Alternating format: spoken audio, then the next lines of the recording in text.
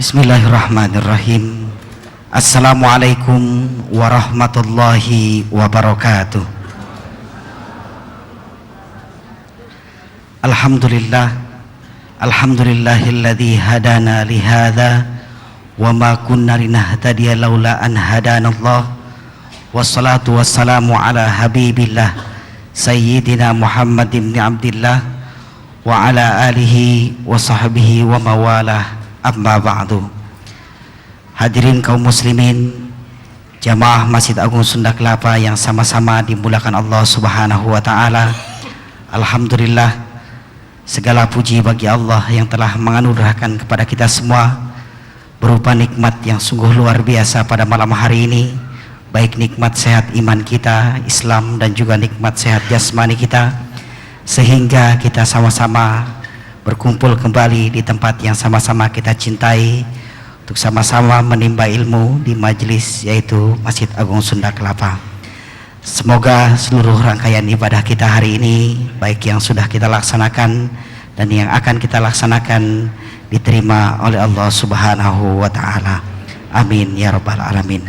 Dan yang kedua, salawat dan salam senantiasa marilah selalu kita sanjungkan kepada baginda Nabi besar kita, Nabi Muhammad sallallahu alaihi wasallam, beserta keluarga dan juga para sahabat dan juga para tabi'in, dan semoga kita sebagai umat yang setia kelak mendapat syafaat yaumil qiyamah. Amin ya rabbal alamin. Dan hadirin jamaah yang dimuliakan Allah, seperti biasa pada kesempatan malam hari ini kita akan sama-sama kembali mendengarkan dalam kajian rutin kita pada setiap hari Rabu, yaitu kajian bersama Syekh Ali Saleh Jabir. Alhamdulillah guru kita telah hadir di tengah-tengah kita. Untuk itu marilah sama-sama kita langsung awali dan kita buka kajian kita dengan sama-sama membaca Ummul Quran Suratul Fatihah. Semoga dengan wasilahnya Suratul Fatihah kajian kita pada malam hari ini diridhoi Allah Subhanahu wa taala, dan juga semoga dengan barokahnya Suratul Fatihah menambah juga keberkahan untuk kita semua. Dan juga ada beberapa permohonan doa dari jamaah sekalian. Mohon doa dan bacaan Al-Fatihah. Yang pertama untuk almarhum Erdodi Hidayat bin Abdullah, dan juga untuk almarhumah Siti Fatimah binti Rohana, dan juga untuk almarhum Idi Sumitrap Raja bin Usub Sumitra Praja. Semoga para almarhum diterima di sisi Allah Subhanahu wa taala. Dan juga dikhususkan untuk kita yang ada di sini maupun para pendengar setia Radio MSK dimanapun Anda berada, semoga selalu diberikan kesehatan oleh Allah Subhanahu wa taala, dan juga apa yang menjadi hajat kita dikabulkan oleh Allah Subhanahu wa taala. Ala hadhihi niyyah wa kullu niyatin shalihah ila hadratin Nabi Mustafa Rasulullah sallallahu alaihi wasallam. Al-Fatihah.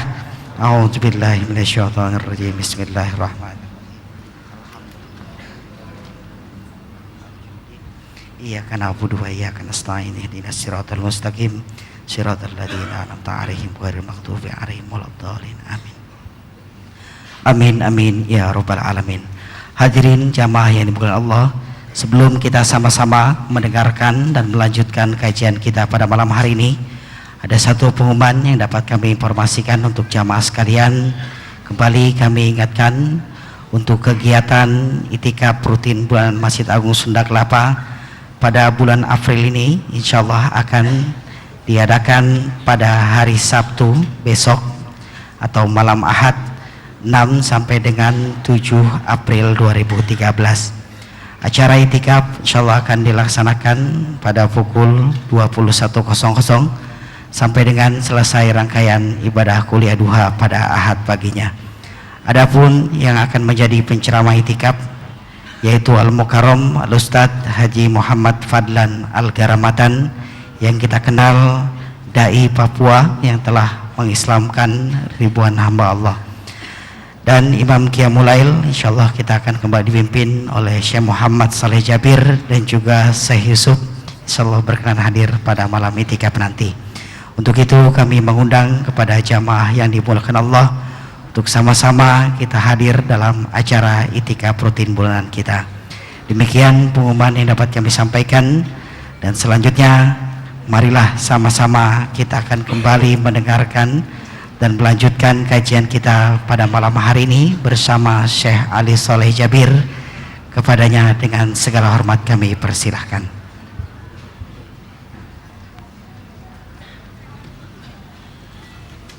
Bismillahirrahmanirrahim.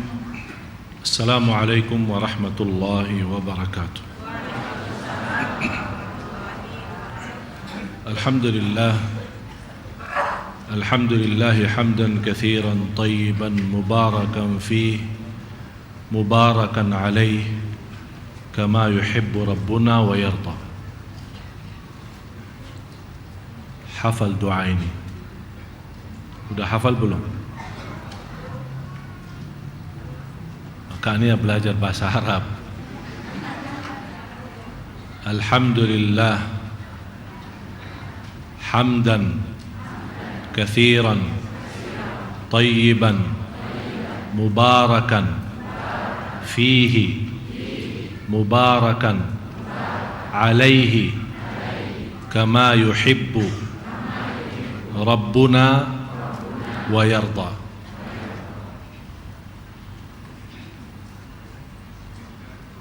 أشهد أن لا إله إلا الله الملك الحق المبين وأشهد أن محمدا عبده ورسوله. اللهم صل على سيدنا محمد وعلى آل سيدنا محمد.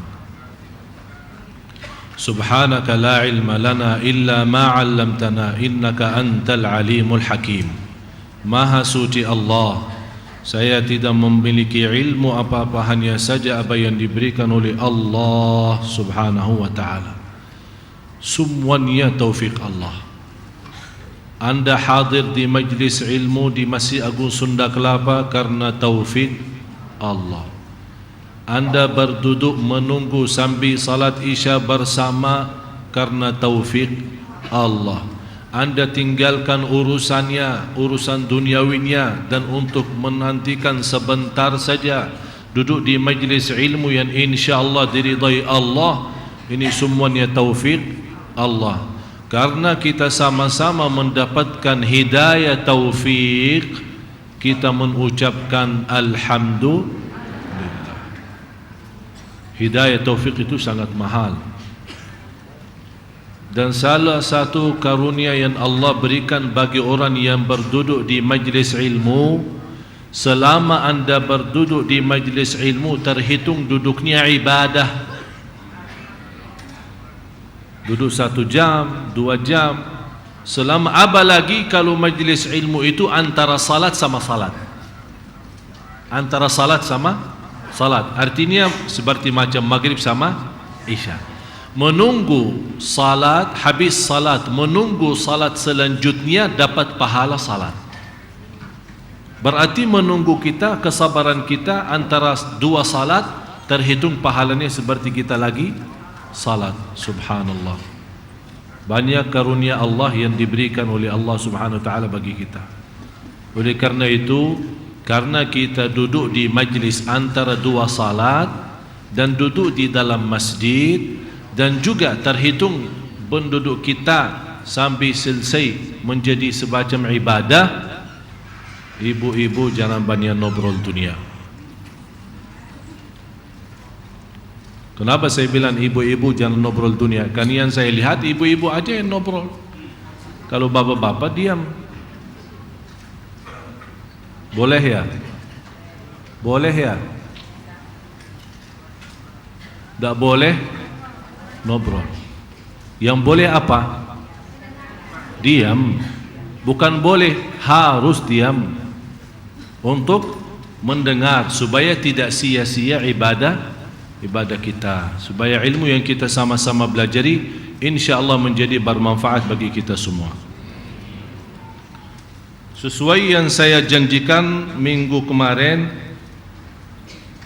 udah siapin?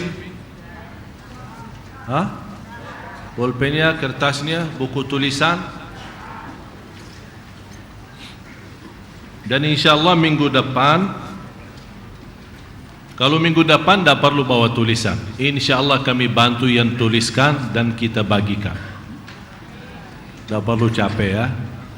InsyaAllah minggu depan saya akan membawakan untuk anda semua ayat dan doa-doa yang dibacakan yang kena sihir, kena gangguan, kesurupan, insya-Allah disembuhkan Allah. Yang belum kena, insya-Allah dapat perlindungan Allah dari orang yang hasud, dari orang yang iri, orang yang sakit hati atau benci sama kita, atau memfikirkan sesuatu bahaya, atau berencana untuk mengganggu kita dengan sesuatu keburukan atau fitnah. InsyaAllah ayat-ayat ini yang akan saya bawakan untuk anda semua akan melindungi kita dari kejahatan jin dan manusia. Di luar itu, ayat ini boleh dan sangat bermanfaat bagi seorang wanita yang sudah lama nikah tapi belum bisa mendapatkan keturunan. Kenapa saya sebarkan ini? Kan saya bisa membukakan rumah saya, pintu rumah saya untuk mengobati orang kan? Yang mau berobat kemari datang ke rumah. Tapi lebih baik anda berobat sendiri, supaya jangan terbiasa pergi ke orang, apalagi dukun dan sihir atau tukang ramal atau bintar. Dan alhamdulillah, malah na'udzubillah, sekarang jauh lebih mudah, tak usah datangi mereka, bisa lewat SMS, beres urusannya. Tinggal spasi nama, tanggal lahir, spasi rek 9 berapa itu gitu. Bahan dipotong dari pulsa kita 5.000, tapi ternyata harga iman kita hanya 5.000. Na'udzubillah. Hati-hati. Jangan anda menggantungkan diri untuk berobat, walaupun yang mengobati itu dengan Al-Quran atau doa. Biasakan anda sendiri. Jangan suka pergi ke sana sini. Saya tidak mensalahkan orang yang mengobati orang dengan Al-Quran, tapi apakah semuanya sama dengan niat yang ikhlas dan baik? Tidak semua sama. Dan orang yang baik sama yang tidak baik sudah sekarang tercampur aduk. Kita sekarang tidak bisa membedakan. Oleh karena itu, jalan keluarnya, daripada saya membukakan, kalau saya membukakan pintu, insyaAllah dalam 1 tahun menjadi yang terkaya di Indonesia. Ya tinggal masuk, dibacain beberapa ayat, bayar sekian, udah selesai, beres kan. Tapi mau bagaimana? Apakah itu hal yang baik menggantungkan masyarakat Indonesia kepada saya supaya bisa memiliki keyakinan kalau saya berobat di sana di rumah Syekh Ali insyaAllah sembuh? Ya kenapa? Kenapa sampai seperti itu? Yang insyaAllah obat yang saya bagikan mulai hari ini, ayat kesembuhan dari segala penyakit, kemudian ayat rizki, ayat ketenangan kalau anda lagi stres atau punya masalah dalam hati sampai anda tidak bisa tenang dalam rumah tangga atau dalam urusan yang lain, ada ayatnya. Apalagi ayat perlindungan dari segala keburukan dan kejahatan yang juga akan menyelamatkan kita di dunia dan di akhirat. Alhamdulillah Bapak Ibu, semuanya ada di dalam Al-Quran. Allah menurunkan Al-Quran untuk dipakai, bukan untuk disimpan. Dipakai artinya diamalkan, bisa menjadi obat, bisa menyembuhkan, bisa memberikan petunjuk, bisa memberikan taufik, bisa memberikan hajat kita, memudahkan urusan kita. Al-Quran untuk segala sesuatu. Al-Quran bukan hanya Allah turunkan untuk menjadi berkah saja, tapi Al-Quran untuk dibaca, Al-Quran untuk dipelajari, Al-Quran untuk dihayati, diamalkan. Dan barang siapa yang membaca Al-Quran dan nawaitu taufik, dapat taufik. Bunya hajat, dapat hajatnya. Nawaitu sembuh, sembuh. Nawaitu apa saja Allah akan berikan. Al-Quran itu sangat dahsyat. Tapi karena kita manusia, walaupun umat Nabi Muhammad sallallahu alaihi wasallam yang namanya ummatul Quran, yang semestinya lebih banyak memperhatikan Al-Quran, karena kita umat Iqra. Ayat pertama turun apa? Iqra. Apa yang Iqra? Iqra bismi rabbikal ladzi khalaq. Bacalah. Apa yang dibaca? Al-Quran. Untuk apa? Sesuai niat kita. Jadi jamaah sekalian, pelajaran yang kita belajari malam ini maupun malam minggu depan insya-Allah, mudah-mudahan semua panjang umur, sehat walafiat. Yang saya harapkan anda selalu menggantungkan diri dengan kalamullah. Tak usah tunggu lagi seorang siapapun, itu kiai, itu syekh, itu habib, itu siapa-siapa. Tak usah tunggu-tunggu. Anda punya Allah, dan kita berdoa kepada Allah tidak perlu lewat siapa-siapa. Kita bisa berdoa, dan tidak boleh ada orang berkata saya tidak pantas diterima doa saya. Kalau syekh, habib, kiai baru pantas diterima. Kata siapa? Ini bisikan syaitan. Boleh kita minta didoakan oleh orang salih, bukan masalah. Tapi jangan hanya menggantungkan diri, tak pernah mau berdoa kecuali dengan orang salih. Terus kalau tak ketemu orang salih mau bagaimana? Tidak mau berdoa. Malah kata Rasulullah SAW, yang orang yang tidak pernah berdoa kepada Allah, orang itu sombong. Apakah anda mau jadi sombong sama Allah SWT? Malah di hadis yang lain, barang siapa yang tidak berdoa dan memohon kepada Allah akan dapat kemurkaan Allah. Man lam yas'alillah yaghdab alaih. Barang siapa yang tidak pernah berminta kepada Allah dan memohon kepada Allah akan dapat kemurkaan Allah. Seolah-olah tidak peduli sama Allah. Dan kita semua sebagai hamba Allah tidak akan bisa melepaskan diri dari Allah, dari rahmat Allah, dari pimpinan Allah, taufiknya dan karunia Allah. Dan cukup doa itu menjadi senjata bagi orang mukmin. Dan kata Umar bin Khattab radhiyallahu an, al-muwaffaq man wuffiqa fi kathrati du'a. Barang siapa yang mendapatkan taufik adalah tanda taufiknya yang selalu berdoa.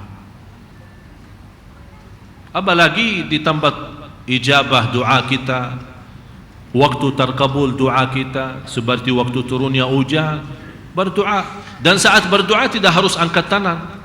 Anda lagi bawa mobil kan, dalam perjalanan turun hujan, di situ waktunya ijabah doa, makbul doa, tidak perlu angkat tangan. Jangan angkat tangan, nanti siapa ini setir mobilnya. Jadi tidak harus angkat tangan, berdoa sesuai mungkin anda lagi dalam perjalanan punya hajat, punya tujuan, anda mau ke kantor mana atau mau urus apa, tiba-tiba turunnya hujan, anda doa dengan hajat anda yang anda kunjungi atau mau selesaikan, supaya Allah berikan kemudahan. Doa makbul saat turun hujan. Dan saya nanti akan di akhir acara saya akan bawakan cerita Nabi Musa alaihissalam, bagaimana terbukti bukan hanya doa orang salih yang dikabulkan, malah juga orang yang berdosa maksiat Allah juga terima doanya selama dia berdoa dengan ikhlas dan yakin. Jemaah sekalian yang dimuliakan Allah Subhanahu wa taala, 7 ayat yang dinamakan As-Sab'ul Munjiyat. As-Sab'ul Al-Munjiyat. Munjiyat artinya perlindungan yang memberikan keselamatan.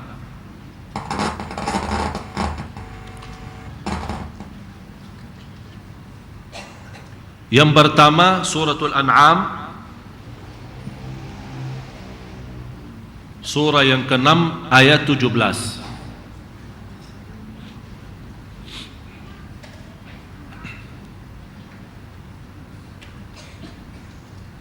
Saya tidak akan bacakan ayat-ayatnya satu persatu, tapi anda sendiri catat nomor ayatnya, nomor surahnya.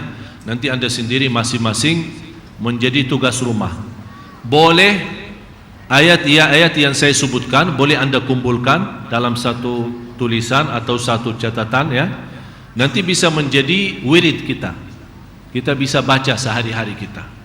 Mau baca habis salat apa saja boleh, mau baca di pagi hari boleh, mau baca tidak ada waktu tertentu, bebas. Mau sebelum tidur boleh, mau pas bangun tidur, lagi dalam perjalanan. InsyaAllah kalau anda sering membawa ayat ini dan membaca selalu setiap hari, lama-lama hafal. Tidak lama lagi, sebentar hafal. Ayat yang pertama suratul An'am, surah yang ke-6 ayat 17. Yang kedua surah ke-9 ayat 51, surah Taubah. Surah ke-9 ayat 51. Yang ketiga surat Hud, surah ke-11 ayat 6. Kemudian yang keempat surat Hud juga, surah ke-11 ayat 56.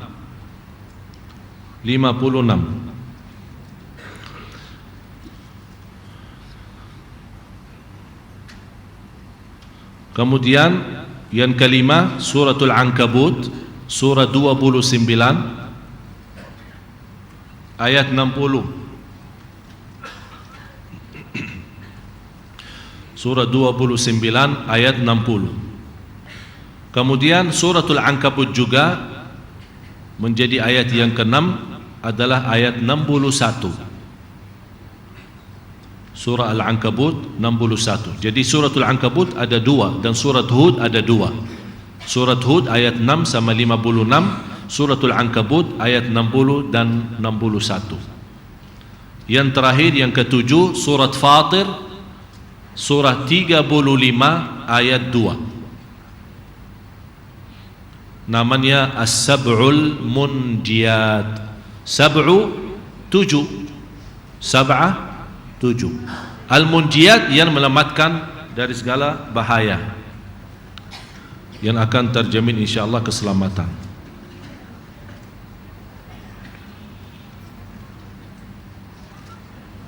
Sudah jelas? Baru saya ulang lagi. Ya, saya ulang lagi. Suratul An'am, surah yang ke-6 ayat 17. Saya susunkan sesuai susunan Al-Quran ya, surah-surah Al-Quran. Surah yang ke-6 ayat 17. Surah ke-9 surah Taubah ayat 51. Kemudian yang ketiga surah 11 surat Hud ayat 6. Kemudian yang keempat surat Hud juga surah ke-11 56. Terus selanjutnya surah Al-Ankabut surah 29 ayat 60, dan suratul Ankabut juga surah 29 ayat 61. Kemudian yang terakhir surat Fatir surah 35 ayat 2. Selanjutnya ayat murah rizki. Ada ayat dan zikir,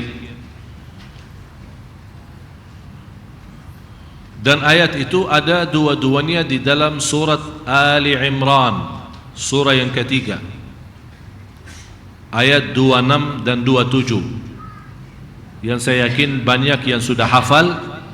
Ba'da a'udzu billahi minasyaitonir rajim.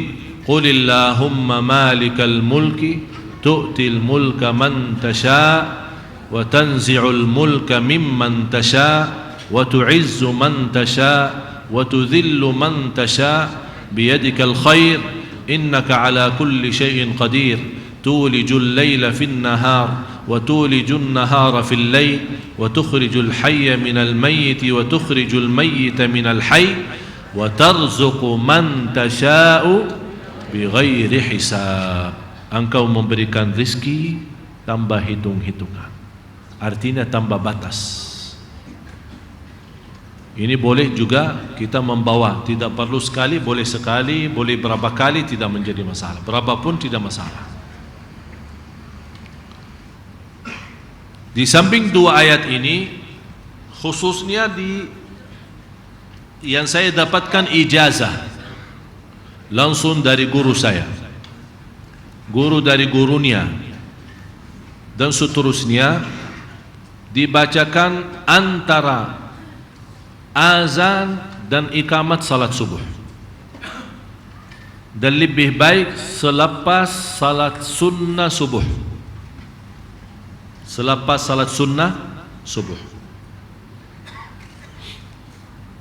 Jadi begitu anda dengar azan subuh, kemudian salat sunnah subuh 2 rakaat, Dan saya selalu mengingatkan jamaah, tolong jaga salat sunnah subuh karena pahalanya sangat luar biasa.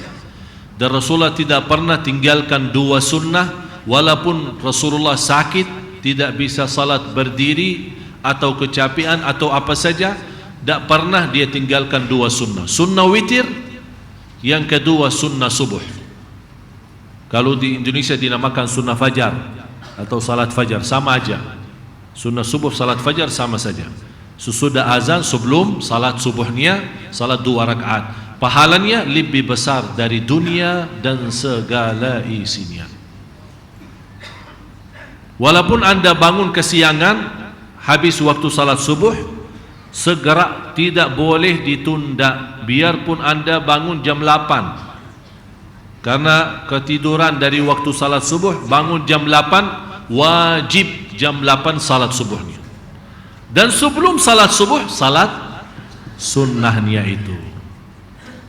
Rasulullah sallallahu alaihi wasallam bersabda di hadis yang sahih yang diriwayatkan Imam Muslim dan lainnya, man nama an salatin, dengar ya, man nama an salatin aw nasiyaha falyusalliha mata dzakaraha la kaffarata laha illa dhalik.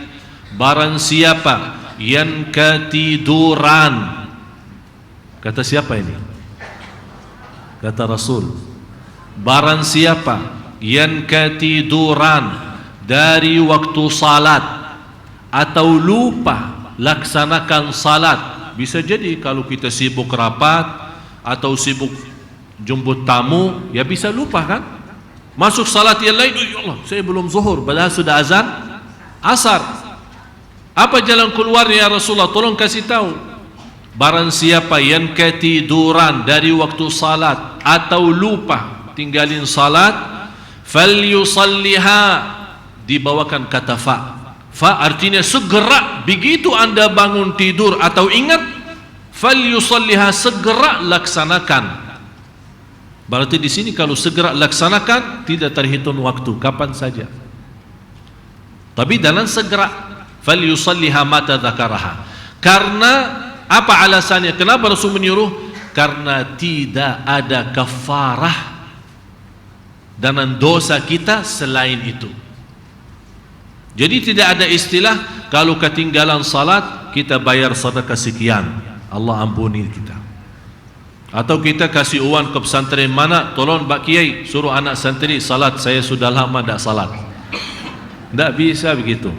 Tak ada main-main sama Allah bagi uang ya. Tapi kafarah ni, kalau masalah salat masa dulu, masa lalu, masa jahiliyah lah. Tahu Pak jahiliyah? Jahiliyah kan kita semua punya jahiliyah. Tapi alhamdulillah kalau jahiliyah saya di Masjid Nabawi, tak ada jahiliyah. Sejak kecil saya di Masjid Nabawi. Jadi masa jahiliyah kita, misal waktu kuliah atau waktu masih sekolah, ya maklumlah biasa-biasa kita suka tinggalin puasa, suka tinggalin salat. Kadang-kadang malah salat karena di depan guru, malu-malu terpaksa salat tapi tak wudu, ya pura-pura salat di depan orang aja. Ya kan itu semua beristiwa, namanya anak-anak muda ya, tidak mengerti dan tidak merasa tanggung jawab. Tapi begitu dia belajar agama, dia sadar, ya Allah, ternyata masa lalu banyak dosa saya, salat banyak sekali yang saya tinggalin, apalagi puasa, pura-pura wudu tapi minum separuhnya. Itu kan masa-masa dulu kan. Ada orang bertanya, kok Syekh bagaimana bisa tahu, padahal saya alhamdulillah dah pernah seperti itu kan. Ya kan kita lihat ada lingkungan yang seperti itu. Apa jalan keluarnya? Tidak ada dalam Islam namanya ganti salat, apalagi kalau masa-masa, kecuali saat hari ini ketinggalan satu atau lupa atau ketiduran, itu sudah ada hadisnya yang sahih. Tapi kalau masa lalu yang sudah sekian tahun lalu, pertama kita susah menghitungkan berapa jumlahnya dan berapa kali kita tinggali atau tahun berapa. Jadi kalau mau sebut nawaitu usalli zuhur tahun 1400, yang mana sih maksudnya? Tapi dengan taubat, Rasulullah bersabda di hadis yang sahih, wat taubatu tajubbu ma qablaha, dengan taubat yang benar, Allah ampuni semua dosa lalu. Tapi bagaimana cara orang-orang yang sudah lalu supaya Allah tidak menghukumkan atau diampuni Allah Subhanahu wa taala? Begitu Anda taubat, jaga salat 5 waktu, jangan sampai bocor lagi. Kalau begitu Anda tinggalin, akan Allah hisabkan 2 kali. Yang baru Anda tinggalin sama yang sudah lama. Kemudian yang kedua, berbanyak salat sunnah-sunnah. Karena Rasulullah SAW menjelaskan, awwalu ma yuhasabu bihil abd, pertama yang dihisab oleh Allah nanti di hari kiamat adalah salat. Kalau malaikat beriksa salat yang wajib, kata malaikat, ya Allah, ada banyak salat wajib tapi banyak bocor. Ya khusyuknya kurang, ikhlasnya tidak ada, ini macam-macam masalah. Kata Allah, cuba lihat salat sunnah-sunnahnya. Kata malaikat, ya Allah, ada banyak salat sunnah, suka duha, suka qiyamul lail, sunnah qabliyah, ba'diyah, tahiyatul masjid, sunnah wudu, sunnah hajat, salat taubat, banyak sunnah-sunnahnya. Kata Allah, tutupi kekurangan salat wajib dan salat sunnah-sunnahnya. Berarti manfaat sekali salat sunnah. Khalifah Harun al-Rashid setiap hari di luar salat fardu, dia salat sunnah 100 rakaat. Jumlah salat sunnahnya 100 rakaat. Kalau kita jaga sunnah qabliyah ba'diyah, syukur. Jadi antara azan dan iqamah salat subuh membaca sebanyak 100 kali. Sebanyak 100 kali. Subhanallah wa bihamdih astaghfirullah. Subhanallah wa bihamdih astaghfirullah. Berapa banyak? 100 kali. Pas mau tidur, ada satu doa, dan Anda bebas mau pas mau tidur atau habis salat, terserah. Karena ada, mohon maaf, ada zikir-zikir yang sudah ditentukan oleh Rasulullah tapi diberikan kebebasan. Artinya kebebasan tidak menentukan waktunya. Seperti misal zikir subhanallah wa bihamdi subhanallahil azim, 2 kata, ringan di atas lidah, berat di atas timbangan, dicintai Allah. Subhanallah wa bihamdi subhanallahil azim. Itu sebuah hadis yang istimewa. Tapi waktunya kapan? Bebas. Berapa banyak? Bebas. Tidak menjadi hitungan, terserah. Tapi ada satu zikir, selama saya memberikan zikir ini, orang punya hajat, punya masalah, punya penyakit, punya hutang, apa saja hajatnya, dan yakin sambil membayangkan hajatnya, subhanallah, akan dan segera datangnya pertolongan Allah.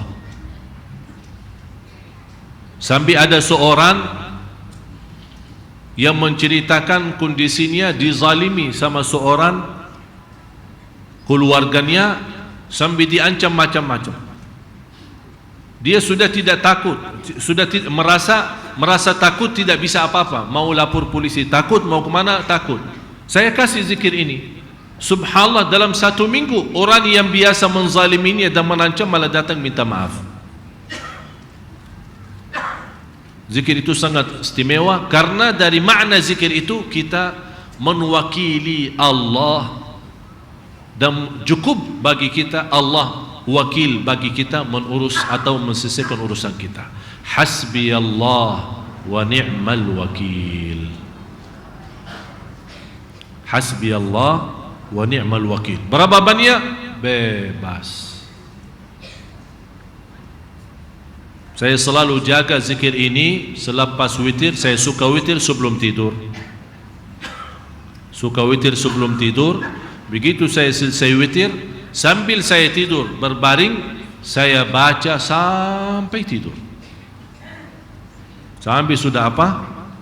Udah tidur. Hasbi Allah wa ni'mal wakil. InsyaAllah dengan yakin segala hajat kita dikabulkan oleh Allah Subhanahu wa ta'ala. Kemudian yang ketiga, yang terkait soal rizki, habis salat subuh, yang biasa suka duduk habis subuh sampai terbit matahari. Yang suka habis subuh duduk di musalla, di tempat salatnya, atau di masjid, atau di rumah. Habis subuh ada yang suka duduk sampai terbit matahari.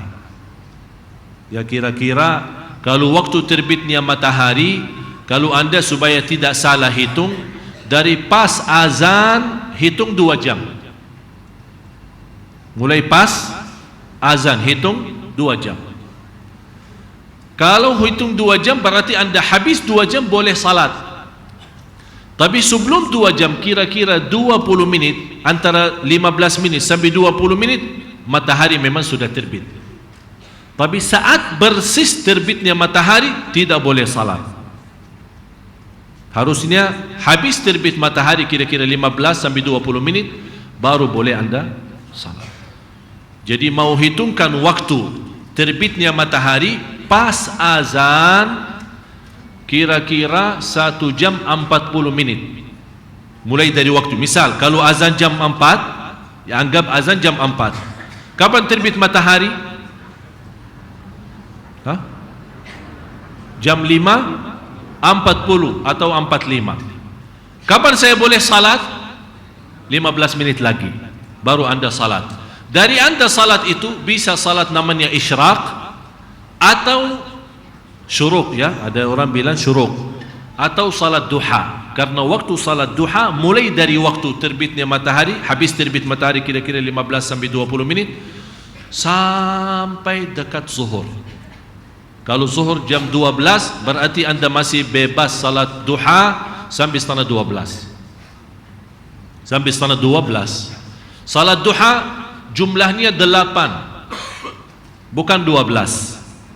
Yang disunnahkan 8, paling sedikit 2. Jadi apakah boleh salat duha 2 rakaat? Boleh. Apalagi orang yang bekerja, kalau mau salat duha 8 rakaat nanti lama-lama dimarahin bos. Kok kamu kemana sih pagi-pagi? Setiap pagi keluar, oh saya salat duha. Berapa? 8. Terus kerjaannya gampang nanti diurus. Ya kan anda harus sesuaikan kondisi kerjaannya. Tapi kalau 2 rakaat insya Allah tidak mengambil banyak waktu.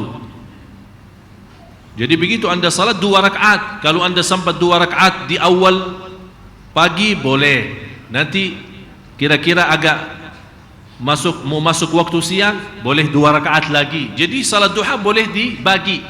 Misal jam 6:30, sebentar jam 9, sebentar lagi jam 11. Dan yang paling afdal dalam salat duha 4 rakaat. Yang paling afdal salat duha 4 rakaat. Dari habis salat subuh sampai terbitnya matahari anda berbanyak baca suratul Fatihah. Subhanallah, suratul Fatihah ini memang namanya suratul Fatihah. Apa arti Al-Fatihah? Membuka, ya. Artinya akan Allah membukakan segala hajat kita. Sampai berkata ulama, kalau dibacakan saking kuat berkahnya Al-Fatihah, kalau dibacakan Al-Fatihah kepada orang yang sudah mati 100 kali akan kembali hidup. Percaya enggak? Ya memang tidak ada yang bisa hidup. Tapi maksudnya apa perkataan ulama? Ini orang-orang yang baca bahasa Arab. Sampai saya pernah mendengar seorang ustaz yang membawa kata ulama, barang siapa yang membaca Al-Fatihah saking kuat, dia mau tunjukkan kepada jamaah dahsyatnya Al-Fatihah, kekuatan Al-Fatihah, berkahnya Al-Fatihah. Dia membaca sebuah kata ulama, barang siapa yang membaca Al-Fatihah 100 kali kepada orang yang sudah mati akan hidup kembali. Dia langsung terjemahin. Akhirnya mereka salah faham. Maksudnya para ulama, seandainya Allah takdirkan orang itu hidup karena berkahnya Al-Fatihah. Intinya apa? Al-Fatihah itu sangat luar biasa manfaatnya. Sangat luar biasa manfaatnya. Kenapa? Karena isinya memuji Allah dan isinya memohon kepada Allah. dan setinggi-tinggi permohonan sesudah memuji Allah, satu, ihdinas siratal mustaqim. Oleh kerana itu jemaah sekalian yang suka berdoa kepada Allah, begitu anda puji Allah, pertama anda minta, sebelum minta rizki, ampunan dosa, segala hajat, minta ihdinas siratal mustaqim. Karena makna daripada ihdina itu perlu satu ceramah. Satu ceramah. Saya pernah hanya bahas suratul Fatihah 17 hari. Jadi kita perlu nanti pertemuan 17 kali supaya insya-Allah Bapak Ibu bisa faham Al-Fatihah itu apa. Siap 17 kali kita bertemu? Saya ini tidak siap. Muazan ya. Sudah sebentar azan, kita lanjut terakhir ayat.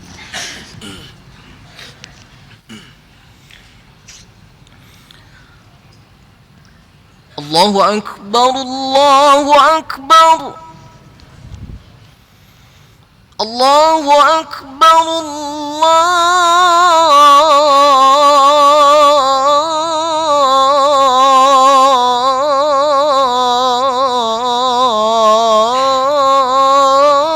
Allahu Akbar.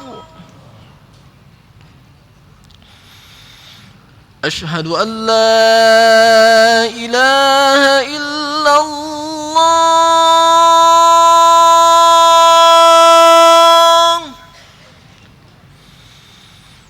Ashhadu an la ilaha illallah.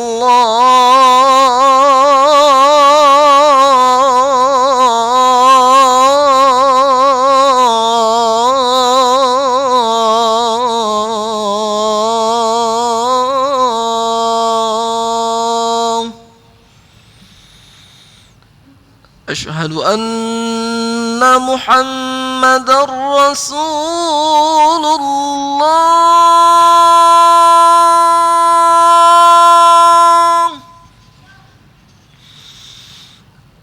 Ashhadu anna Muhammadar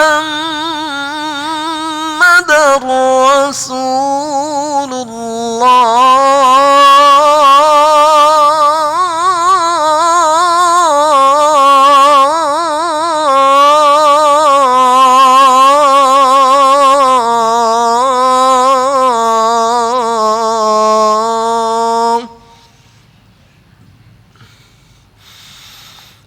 Hayya 'alas salah.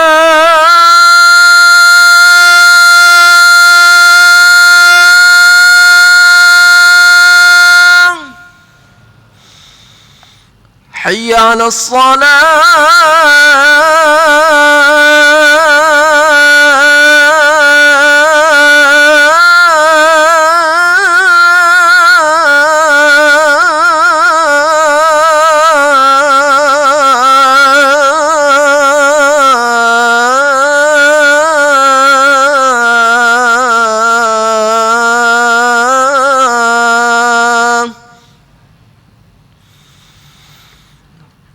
حي على الفلاح.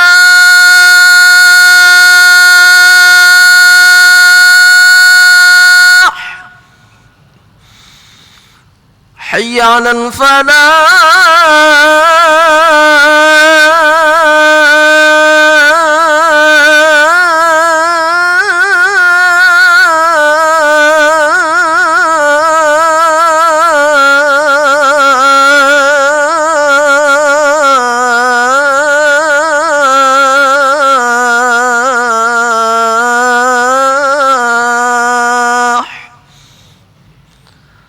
الله أكبر، الله أكبر، لا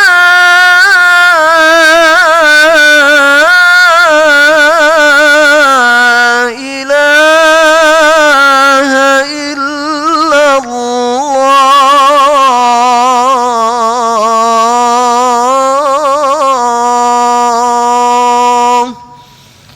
لا إله إلا الله محمد رسول الله صلى الله عليه وسلم. اللهم رب هذه الدعوة التامة والصلاة القائمة آت سيدنا محمدا الوسيلة والفضيلة والشرف والدرجة العالية الرفيعة وابعثه مقاما محمودا الذي وعدته إنك لا تخلف الميعاد. بسم الله الحمد لله اللهم صل على سيدنا محمد وعلى آل سيدنا محمد. الحمد لله حمدا كثيرا طيبا مباركا فيه مباركا عليه كما يحب ربنا ويرضى. Itu boleh dibaca kapan saja dan disunnahkan dibaca sesudah sami'allahu liman hamidah rabbana walakal hamd. Rasulullah sallallahu alaihi wasallam pernah mendengar seorang sahabat sesudah berdiri dari rukuk membaca sami'allahu liman hamidah rabbana walakal hamd hamdan katsiran tayyiban mubarakan fi mubarakan alaih kama yuhibbu rabbuna wa yarda. Kata Rasulullah, saya melihat 337.000 malaikat yang menuliskan doa ini. 37.000 malaikat yang menuliskan doa ini. Kalau sebanyak itu malaikat menulis doa ini, memberikan tanda doa itu sangat luar biasa. Jadi boleh dibacakan sesudah berdiri rukuk atau di waktu kapan saja. Hamdan kathiran tayyiban mubarakan fihi mubarakan alaihi kama yuhibbu rabbuna wa yarda. Belum hafal ya? Alhamdulillah. InsyaAllah minggu depan saya tuliskan. Biar saya ini.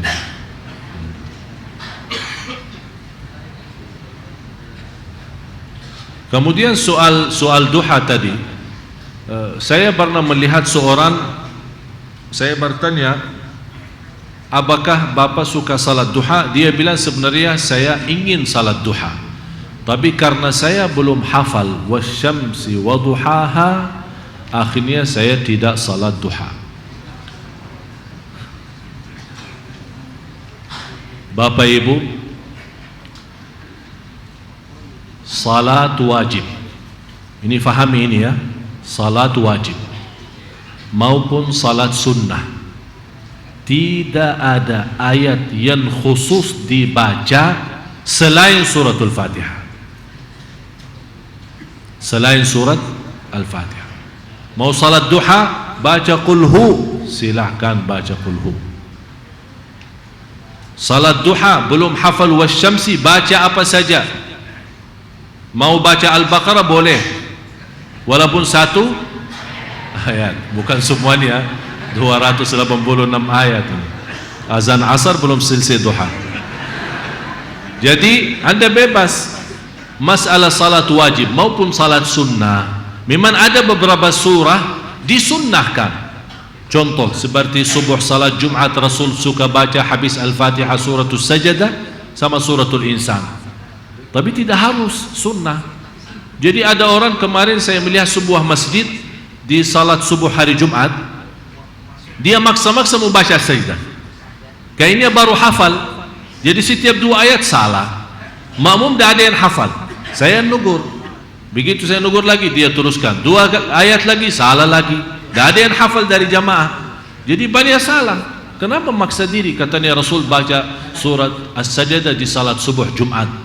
Ya memang Rasul baca, tapi tidak setiap hari. Ini yang pertama. Yang kedua, tidak wajib. Tidak wajib. Jadi membaca ayat Al-Quran selain Al-Fatihah anda bebas. Salat apa saja, wajib maupun salat sunnah.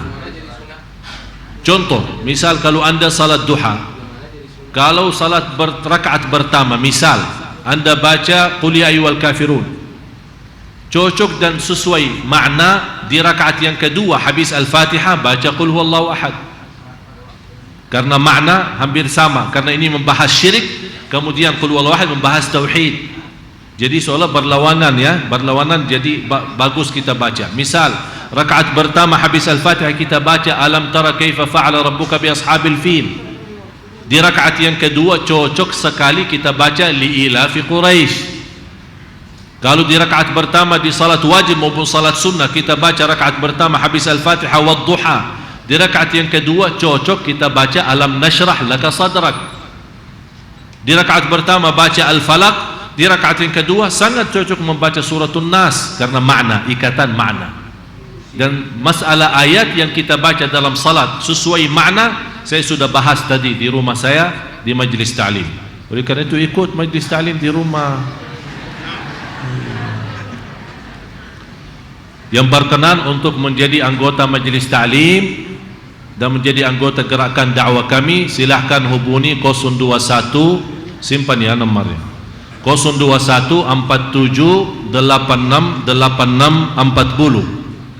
Yang berkenan untuk membantu atau untuk menjadi anggota dakwah kami, anggota majlis ta'lim, insyaallah kami selalu infokan lewat SMS, lewat BB atau email atau apa saja sesuai data-data yang ada. InsyaAllah kami akan infokan banyak program yang akan datang ke depan. 021 47 86 86 40. Kemudian KHP, tolong jangan telepon, cukup SMS karena saya tidak angkat teleponnya. 087 88 40 40 666 087 88 40 40 666. Dan alhamdulillah kami melayani jamaah hampir setiap hari 500 SMS. Ya tanya jawab, ada yang curhat, ada yang macam-macam. Dan insyaallah kita akan layani semua jamaah. Jadi kalau ada yang SMS jangan kuburu balasannya, tunggu ya. Karena giliran banyak yang SMS. Dan insyaallah ke depan semua anggota kita yang menjadi anggota majlis kita sesuai nomor yang ada yang kami simpan di data-data jamaah. InsyaAllah kalau ada info-info, berita-berita, doa-doa, amalan atau zikir, ilmu-ilmu baru setiap hari akan masuk SMS kepada jamaah sekalian.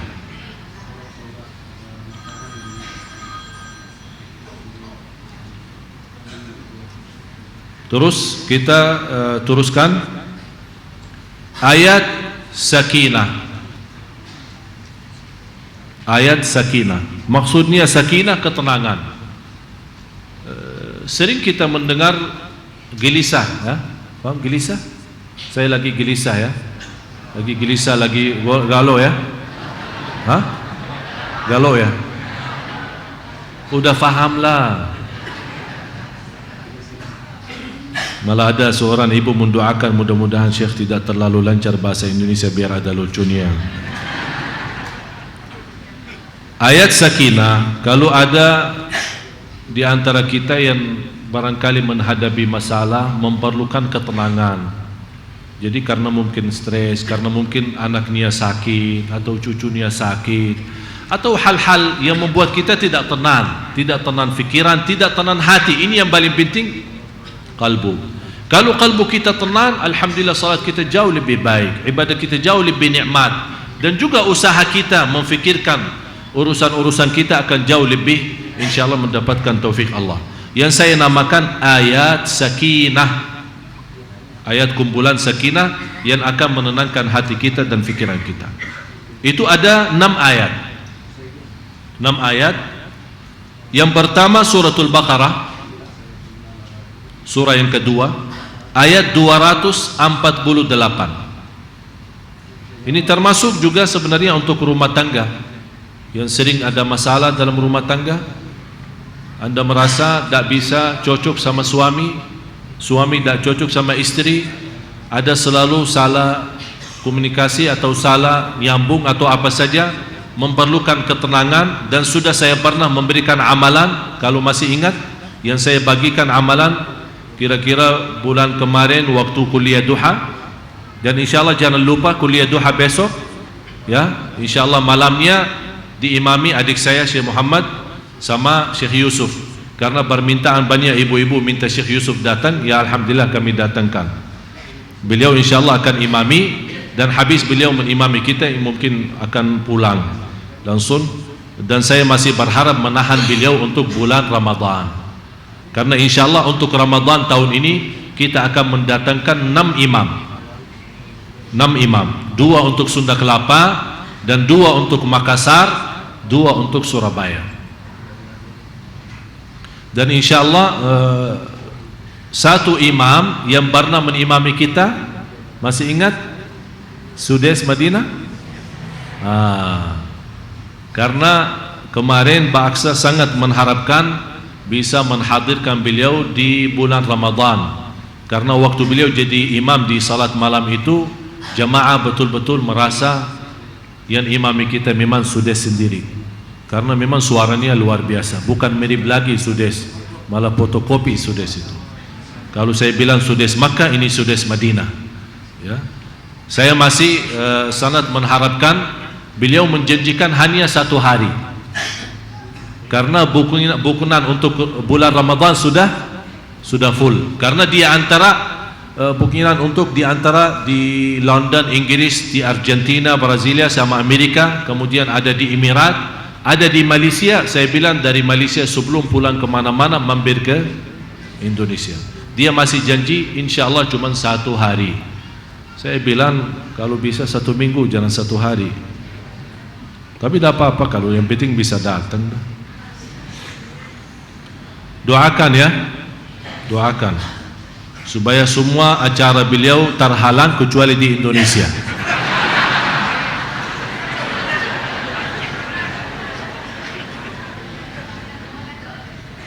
Kemudian jadi ayat yang pertama untuk sakinah, Suratul Baqarah 248. Yang kedua ayat surah ke-9 ayat 26.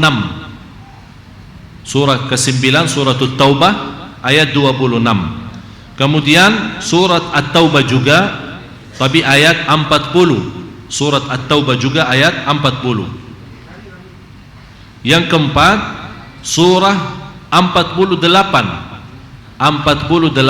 Suratul Fath, Inna Fatahna Laka Fathan Mubina, ada 3 ayat. Karena yang tadi kan sudah 3 ayat kan, di Suratul Fath sendiri ada 3 ayat. Ayat 4, ayat 18 dan 26. Ini subhanallah sangat luar biasa untuk ketenangan. Jadi yang termasuk susah tidur karena lagi stres ya, memfikirkan sesuatu permasalahan yang belum bisa diselesaikan. Ini kan semua sebenarnya jemaah sekalian, fikiran itu sangat mengganggu ya. Memfikirkan sesuatu sangat pengaruh, mengganggu kehidupan kita, mengganggu kesehatan kita, mengganggu ketiduran kita. Supaya fikiran dan kalbu kita selalu tenang, ini selalu baca ayat ini ya. Saya ulangi lagi sekali lagi, Suratul Baqarah ayat 248, Surat At-Taubah ada 2 ayat 26 dan 40. Kemudian Surat Al-Fath surah 48 ayat 4, 18 dan 26. Yang terakhir ayat kesembuhan, untuk menyembuhkan segala penyakit kita, penyakit lahir maupun penyakit batin. Ada 6 ayat, namanya ayatus syifa, ayat syifa, kesembuhan. Yang pertama Suratul Taubah ayat 14. Suratul Taubah ayat 14. Yang kedua surat Yunus surah ke-10, surah 10 ayat 57. Yang ketiga surah 16, surah 16 ayat 69. Kemudian yang keempat surah 17, Suratul Isra ayat 82.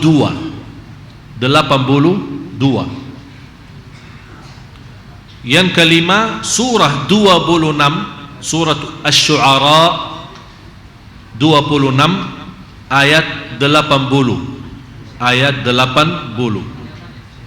Kemudian yang terakhir, surah 41, surat Fussilat ayat 44.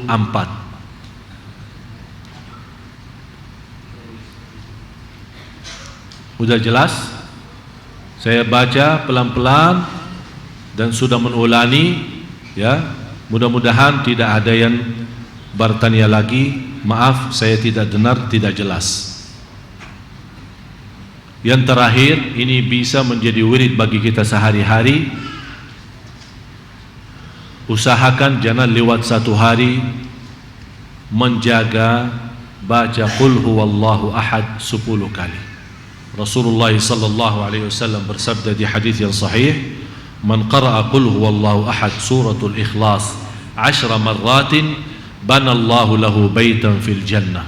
Barang siapa yang membaca Qul huwallahu ahad dalam satu hari 10 kali saja, dapat rumah dalam surga.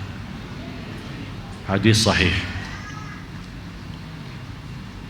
Dan saya yakin baca Qul huwallahu ahad 10 kali tidak keberatan. InsyaAllah tidak melebihi 2 minit atau 3 minit. Tapi subhanallah, setiap 10 kali kita baca dalam satu hari, dapat rumah di surga Allah subhanahu wa ta'ala. Oleh karena itu, insyaAllah Bapak Ibu sebelum masuk surga sudah mempunyai banyak rumah di dalam surga. Tapi jangan jual, ya. Ya, marilah sama-sama kita berdoa. Dan insyaAllah jumpa lagi hari Ahad minggu besok, kuliah duha jam 7. Ya, sama Jumat, ya, betul. Saya lupa ini. Saya Jumat, insyaAllah saya sebagaimana tugas saya menjadi khatib sekaligus imam di hari Jumat.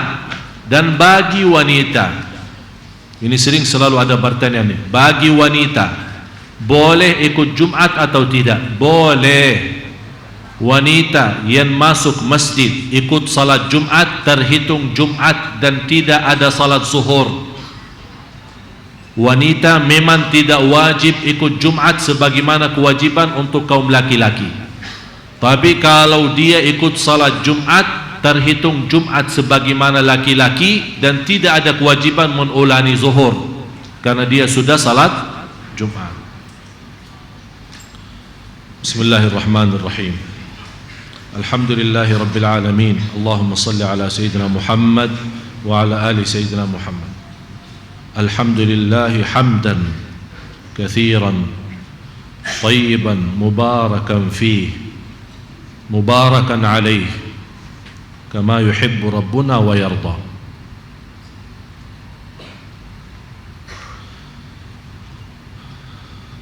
Ya Allah, اهدنا الصراط المستقيم اهدنا الصراط المستقيم اهدنا الصراط المستقيم.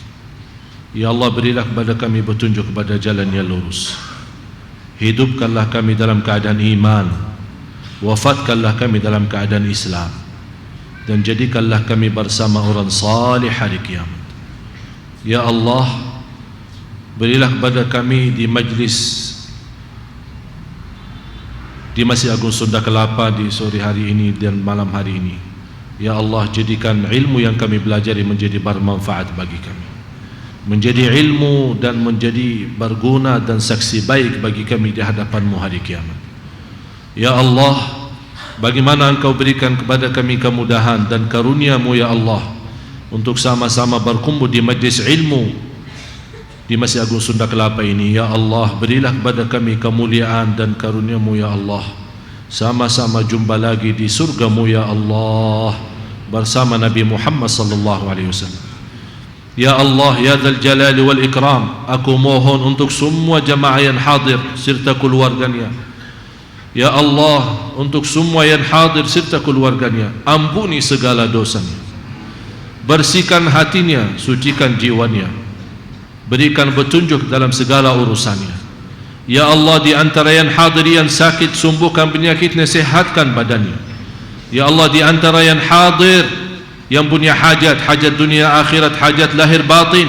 Aku mohon dengan nama-Mu yang agung dan mulia, penuhi segala hajatnya dan mudahkan segala urusannya. Ya Allah, ampuni orang tua kami, sayangi orang tua kami. Ya Allah, ampuni saudara kami muslimin, muslimat, mukminin, mukminat yang hidup maupun telah wafat. Birahmatika ya arhamar rahimin. Rabbana atina fid dunya hasanah wa fil akhirati hasanah wa qina adzaban nar. Wa sallallahu ala sayyidina wa nabiyyina Muhammad wa ala alihi wa sahbihi wa sallam walhamdulillahi rabbil alamin. Bapak Ibu, saya kan tadi sebutkan cerita Nabi Musa. Singkat saja, tidak mengambil banyak waktu. Nabi Musa alaihissalam mengumpulkan umatnya, termasuk umat yang terbesar sesudah umat Nabi Muhammad sallallahu alaihi wasallam adalah umat Nabi Musa alaihissalam. Malah Nabi Musa alaihissalam merasa cemburu dan sedih karena melihat umat Nabi Muhammad lebih besar banyak daripada umatnya, dan umat Nabi Muhammad SAW lebih banyak yang akan masuk surga lebih daripada umat-umat yang lain. Nabi Musa alaihissalam pernah mengumpulkan kaumnya untuk meminta hujan. Kalau kita bilang salat istisqa atau salat minta hujan. Nabi Musa alaihissalam mengumpulkan umatnya yang segitu banyak dan besar dan meminta hujan kepada Allah Subhanahu wa taala. Berdoa berkali-kali, Allah tidak menurunkan hujannya. Nabi Musa alaihissalam seorang nabi yang diberikan keistimewaan oleh Allah untuk bisa berbicara sama Allah, dan langsung Nabi Musa minta izin sama kaumnya untuk menjauh sedikit dari tempatnya doa untuk berbicara sama Allah, dan dia berkata, ya Allah, aku berdoa dan kaumku menaminkan, tapi engkau belum menurunkan hujan. Kenapa ya Allah? Kata Allah Subhanahu wa taala, wahai Musa, di antara kaummu ada seorang yang sudah bertahun-tahun berdosa dan maksiat dan tidak pernah rasa malu terhadapku.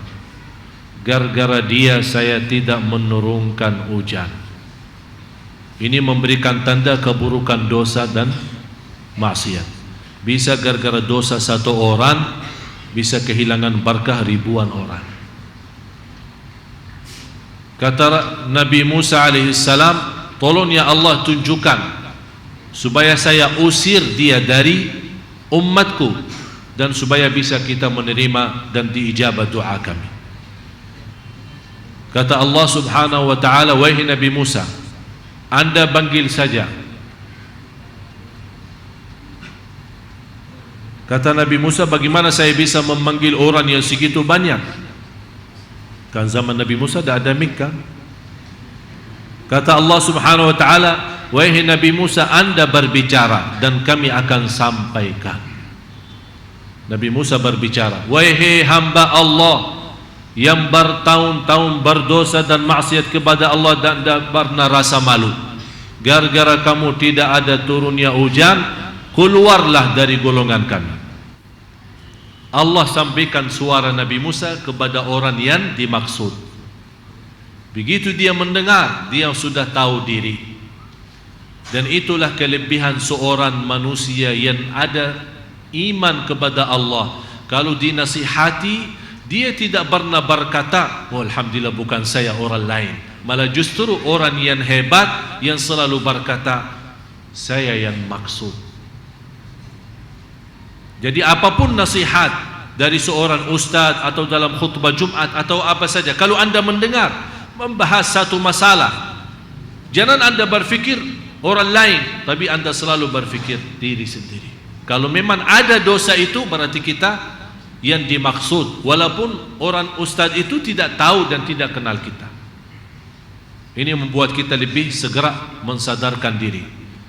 Begitu orang itu mendengar suara Nabi Musa dan dia merasa diri, saya yang maksud, gara-gara saya tidak turunnya hujan. Di situ dia merasa malu. Kalau saya keluar nanti dikenal semua umat Nabi Musa, itu saya orangnya yang berdosa maksiat. Saya malu. Akhirnya dia apa? Dia membawa kainnya, kain yang menutupi pakaiannya, menutupi mukanya. Dia membawa kain atau surbannya menutupi mukanya dan dia nangis. Ya Allah, saya malu kalau ditahu sama orang. Ya Allah, ampunilah saya. Tidak lama lagi turunnya hujan. Nabi Musa berkata lagi sama Allah, ya Allah, kenapa kau turunnya hujan? Orangnya aja belum keluar. Karena saya tidak lihat siapa-siapa yang keluar dari umatku. Kata Allah subhanahu wa ta'ala, wahai Musa, orang yang gara-garanya saya tidak menurunkan hujan, dan sebabnya dia saya turunkan hujan. Kok bisa? Ya bisa, karena dia di saat itu merasa malu terhadapku, dan aku sudah, karena rasa malunya ditahu sama orang, dia minta ampun, saya ampuni dosa. Dan itu yang dinamakan oleh Rasul al-haya'u minal iman. Haya itu, malu itu adalah sebagian daripada iman. Karena dia rasa malu dan takut dilihat sama orang lain, dan di situ dia dengan ikhlas minta taubat, minta diampuni Allah, Allah ampuni dosa. Kata Nabi Musa, ya Allah, tolong kenalkan saya dengan orang itu, karena orang itu pasti kalau sudah engkau ampuni dosanya dan engkau menerima, dan dengan sebabnya dia turunnya hujan yang awalnya tertahan hujan tidak diturun karena gara-gara dia, tolong ya Allah kenalkan saya mau kenal orang-orang itu, barangkali bisa juga saya mendapatkan sebagian berkahnya. Apa jawabannya Allah? Ya Musa, selama dia berdosa samaku, saya tidak pernah membongkar namanya. Apakah sekarang dia sudah saya ampuni dosanya, saya mau kasih tahu? Allahu Akbar. Coba lihat baiknya Allah. Saat berdosa Allah tidak membuka namanya, apalagi saat mau bertaubat, sudah minta ampun, jelas Allah tidak akan buka nama kita. Oleh karena itu sama-sama kita harus malu sama Allah, terhadap Allah, karena malu itu sebagian daripada iman. Dan iman dan malu itu akan Allah ampuni dosa kita semua. Amin ya rabbal alamin. Terima kasih atas perhatiannya, kurang lebihnya billahi taufiq wal hidayah. Akhirul kalam, subhanakallahumma wa bihamdika asyhadu an la ilaha illa anta astaghfiruka wa atubu ilaik. Wassalamu alaikum warahmatullahi wabarakatuh. Waalaikumsalam warahmatullahi wabarakatuh. Demikianlah jamaah yang dimuliakan Allah, kajian kita pada malam hari ini. Semoga apa yang sudah kita dengar bermanfaat untuk kita semua, dan semoga kita pun selalu diberikan kemudahan untuk dapat mengamalkan di kehidupan kita sehari-hari. Dan selanjutnya sebagai penutup, marilah sama-sama kita akhiri dan kita tutup majelis kita dengan sama-sama membaca alhamdulillah. Alhamdulillahirabbil alamin. Wassalamualaikum warahmatullahi wabarakatuh.